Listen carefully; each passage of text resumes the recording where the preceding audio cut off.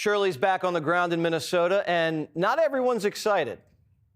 Get out. Sir, I'm just asking a simple question. Get out. No, you don't ask me any question. Get out. You have the opportunity Get out. to answer the question. No. You can't ask me nothing. Get out. Get out of this, man. Get out. Get out, motherfucker. Get out. Sir, get out. just answer the question. No. Just answer Get the out. question. No, get out. Leave. Sir, just answer the simple question. Hey, don't touch me. You touch me. You YouTube, man. Get out. Calm down. You're not being accused of fraud. Shirley's just asking questions. It's not just daycares we're worried about. Primetime's digging into something even bigger. Hundreds of millions of dollars quietly moving through Minneapolis, heading straight to the Middle East. Homeland Security sources tell Primetime $700 million in cash was flown out of the Minneapolis airport in just the last 2 years, stuffed into luggage. That's 100 times more cash than what was moved out of JFK, Atlanta, and Dallas. To put it into perspective, Atlanta is the busiest airport in the United States. Minneapolis, 17th, with a quarter of the flights. Yet 100 times the cash is leaving the country. And it's not just Minneapolis. Investigators following the money trail backward, and they found another hub in Columbus, Ohio.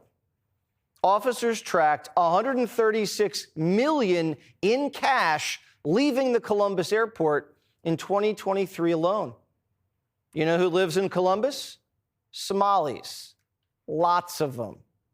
They have the second largest Somalian community in America, second to Minneapolis, of course. Interesting coincidence. But this isn't anything new. Agents have been tracking this as far back as 2017. It's the morning of March 15th. We're chasing a tip about a man who's leaving the country. Our sources tell us he just took a carry-on bag through security that was packed with $1 million cash.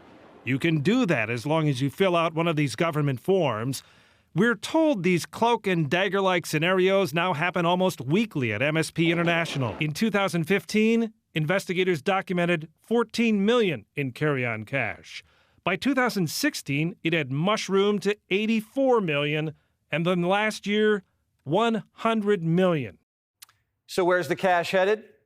It could be going to terrorists. Kearns tracked millions of dollars in cash that was leaving on flights from Seattle. It was coming from hawalas, businesses used to courier money to countries that have no official banking system. Some immigrant communities rely on hawalas to send funds to help impoverished relatives back home. Kearns discovered some of the money was being funneled to a hawala in a region of Somalia that's controlled by the Al-Shabaab terrorist group. So I talked to a couple sources who had lived in that region, and I said, if money is going to this hawala, do you think it's going to Al-Shabaab? And he said, oh, definitely. That area is controlled by Al-Shabaab, and they control the hawala there. Money's been flying out of Minneapolis for years. Fozia Ali pled guilty to daycare fraud in 2018, and the money she stole went international.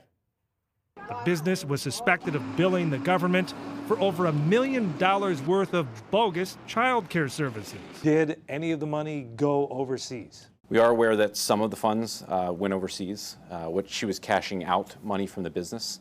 She'd taken a 2-month trip from Minnesota to Dubai and then Kenya, staying at times in $800 a night hotel rooms. She used an app on her phone to bill the state of Minnesota for child care services while she was out of the country. Minnesota's had a dirty little secret for decades, and now the whole world knows. If they had $700 million to send back to Somalia, if that's true, where's that coming from? That's an insane amount of money to send back to Somalia. But this is also the gall. You're stealing welfare money, and you're taking it out of the country, and you are so in the belief that you won't get caught. You're not smuggling it out. You're putting on the form, I'm taking $20 million out of the country. They've been doing it for decades.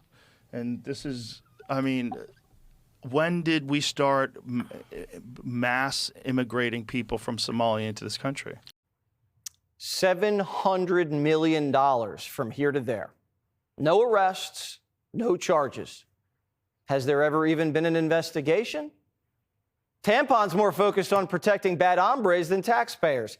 If terrorists get their hands on that money and target American soldiers, the blood's on Timmy's hands. He doesn't want anybody recording Somali fraud. He wants you to record ICE, who's trying to stop it. That's suspicious and makes me think Tampon could be in on it.